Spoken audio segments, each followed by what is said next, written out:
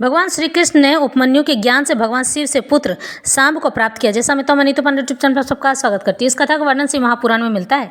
श्री कृष्ण जो 16 कलाओं से युक्त हैं, स्वयं पर ब्रह्म हैं और जो चाहे वह कर सकते हैं, लेकिन फिर भी भगवान शिव ब्रह्मांड के परमेश्वर कहे जाते हैं। ऐसा कोई नहीं तीनों लोकों में जो भगवान शिव को न पूजता हो। वह हर चीज़ दे देने में समर्थ है। श्री कृष्ण ने भी अपनी पत्नी जामवंती के अनुरोध करने पर उपमन्यु से श्री कृष्ण ने ज्ञान प्राप्त करके श्री कृष्ण ने अपने ही समान शक्तिशाली पुत्र भगवान शिव की कृपा से प्राप्त किया था। तो इस कथा आरंभ करते हैं। सूत जी भगवान शिव की स्तुति करते हुए कहते हैं, नमः समस्त संसार चक्र भ्रमण हेतवे गौरी कुछ तट द्वंद्व कुंग कुमारंकित वक्ष से, जो समस्त संसार चक्र के परिभ्रमण में कारण स्वरूप हैं तथा जो गौरी के उपासना करने में लगे रहते हैं, यानी कि अपनी पत्नी को फुसलाने में लगे रहते हैं, उनके केसर से जिनका वक्ष स्थल अंकित है, उन भगवान उमावल्लभ शिव को नमस्कार है, यानी शिव शक्ति को नमस्कार है। उपमन्यु को भगवान शंकर की कृपा से प्रसाद के प्राप्त होने का प्रसंग सुनाकर मध्याह्न काल में यानी दोपहर में नित्य नियम के उद्देश्य से वायुदेव कथा बंद करके उठ गए।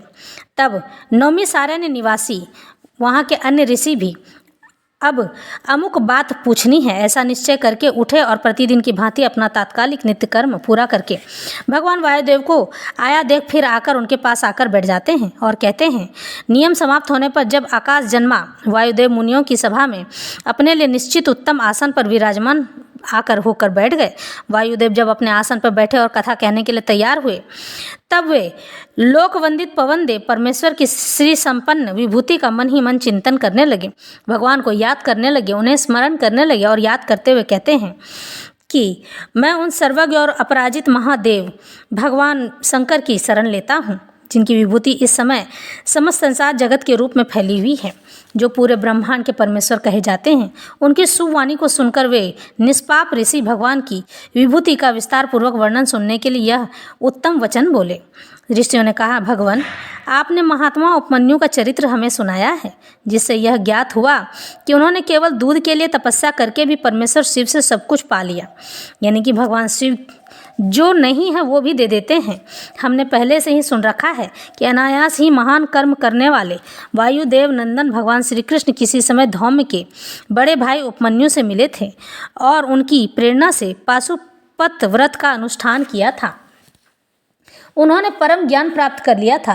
अतः आप हमें यह बताएं कि भगवान श्री कृष्ण ने परम उत्तम पाशुपत ज्ञान किस प्रकार प्राप्त किया था। वायुदेव कहते हैं, अपनी इच्छा से अवतीर्ण होने पर भी सनातन वासुदेव ने मानव शरीर की निंदा सी करते हुए लोक संग्रह के लिए शरीर की शुद्धि की थी, यानी कि भगवान श्री कृष्ण जो चाहे कर सकते थे।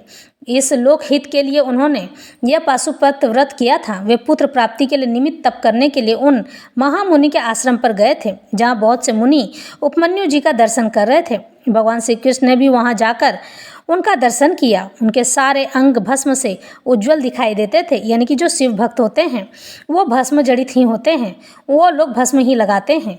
जब श्री कृष्ण वहाँ पहुँचे तो सभी ऋषि मुनियों को और भगवान के उपासक सभी लोगों को भस्म से रमे हुए देखते हैं। मस्तक त्रिपुंड से अंकित था, रुद्राक्ष की माला ही उनका आभूषण थी। वे जटामंडल से मंडित थे। शास्त्रों से वेद की भांति वे अपने शिष्यभूत महर्षियों से घिरे हुए थे और शिव जी के ध्यान में तत्पर हो शांत भाव से बैठे हुए थे। उन महातेजस्वी उपमन्यु का दर्शन करके श्री कृष्ण ने उन्हें नमस्कार किया। श्री कृष्ण उपमन्यु को प्रणाम करते हुए कहते हैं, उनके संपूर्ण शरीर में रोमांच हो गया। श्री कृष्ण ने बड़े आदर के साथ मुनि की 3 बार परिक्रमा की, फिर अत्यंत प्रसन्नता के साथ मस्तक झुकाकर हाथ जोड़कर उनका स्तवन किया। तदंतर उपमन्यु ने विधि पूर्वक अग्नि, रीति, भस्म इत्यादि मंत्रों से श्री कृष्ण के शरीर में भस्म लगाकर उनसे 12 महीने का साक्षात पाशुपत व्रत करवाया। तत्पश्चात मुनि ने उन्हें उत्तम ज्ञान प्रदान किया। उसी समय से उत्तम व्रत का पालन करने वाले संपूर्ण दिव्य पाशुपत मुनि उन श्री कृष्ण को चारों ओर घेर कर उनके पास बैठे रहने लगे। फिर गुरु की आज्ञा से परम शक्तिमान श्री कृष्ण ने पुत्र के लिए शाम शिव की आराधना का उद्देश्य मन में लेकर तपस्या की। उस तपस्या से संतुष्ट हुए 1 वर्ष के पश्चात पार्षदों सहित परम ऐश्वर्यशाली परमेश्वर शाम शिव ने उन्हें दर्शन दिया। श्री कृष्ण ने वर देने के लिए प्रकट हुए सुंदर अंग वाले महादेव जी को हाथ जोड़कर प्रणाम किया और उनकी स्तुति भी की।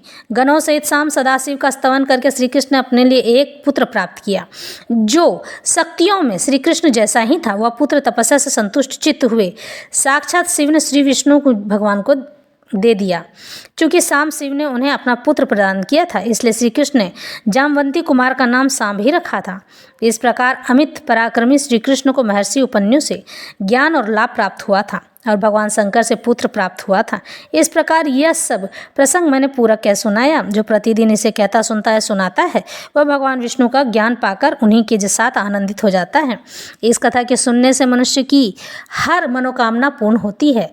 वैसे आजकल पाशुपत व्रत का नियम चल रहा है, लोग इसे करते हैं, तो इस कथा को सुनने से आपकी हर मनोकामना पूर्ण हो सकती है। तो यही थी पाशुपत व्रत की कथा।